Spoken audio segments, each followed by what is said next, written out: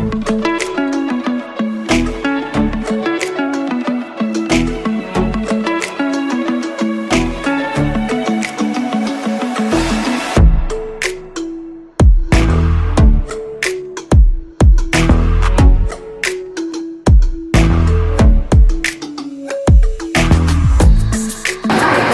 terima kasih. Pada hari ini Jumat tanggal 17 Juni 2022, segenap keluarga besar Polri telah melaksanakan bakti kesehatan, di mana berbagai kegiatan yang dilakukan, yaitu yang pertama vaksinasi massal, kemudian pengobatan gratis bagi masyarakat umum.